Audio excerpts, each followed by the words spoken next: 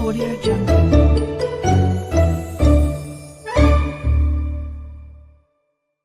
एक गांव में गोपाल नाम का एक किसान रहा करता था।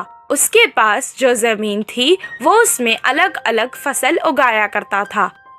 उसके पास एक बैल थी जिससे वो खेत में हल चलाता था और बैलगाड़ी में कभी कभी बांध देता था।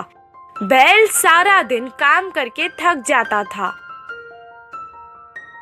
कभी कभी उसे अपने मालिक पर बहुत गुस्सा आता था, पर कुछ नहीं कर सकता था। वो सोचता था कि एक दिन उसका भी समय बदलेगा। एक दिन अचानक उसके मालिक ने अपने साथ शहर से एक गधा खरीद के ले आए और बैल के साथ उसे भी बांध दिया। गधा बैल के साथ बात करके दोस्ती करना चाहता था। वो उससे कहने लगा, हमारे मालिक तुम्हें अच्छे से देखते हैं। गधे की बात सुनकर बैल दुखी हो गया और अपना सारा हाल सुनाने लगा। ये सुनकर गधे ने कहा, अगर तुम्हें काम से बचना है तो मैं एक उपाय देता हूँ। इसी बात का वो इंतजार कर रहा था कि कोई उसे काम से बचने का उपाय दे। तुम खाना पीना छोड़ दो और बीमार होने का नाटक करो। इससे मालिक तुम्हें कोई काम नहीं देंगे।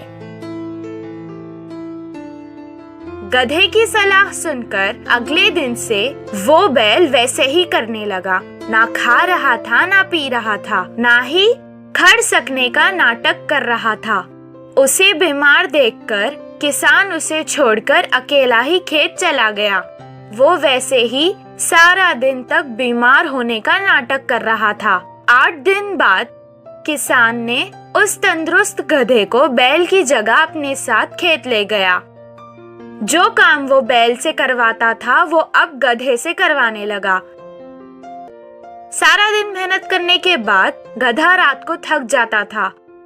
बैल को आराम करते देख के वो कहने लगा, अయ్यो, मैंने उसकी मदद करके अपना ही नुकसान कर लिया। बचने के लिए कुछ उपाय सोचना पड़ेगा। सारी रात वो यही सोचता रहा। सुबह जब वो बैल के पास गया तो उससे कहने लगा कि तुम्हें देखकर मुझे बहुत अफसोस हो रहा है। तुमसे आजकल कुछ काम नहीं होने के कारण तुम हमारे मालिक पर बोझ बनते जा रहे हो। मैंने कल मालिक को बात करते सुना था कि वो तुम्हें अब पशुशाला बेच रहे हैं।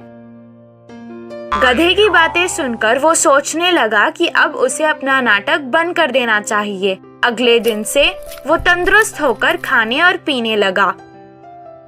उसे तंदुरुस्त देखकर किसान उसे अपने साथ खेत ले गया।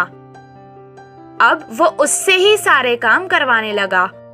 इससे गधे को आराम हो गया। इस कहानी से हमें ये शिक्षा मिलती है कि कभी-कभी किसी को सलाह देने से भी हमें परेशानी हो सकती है।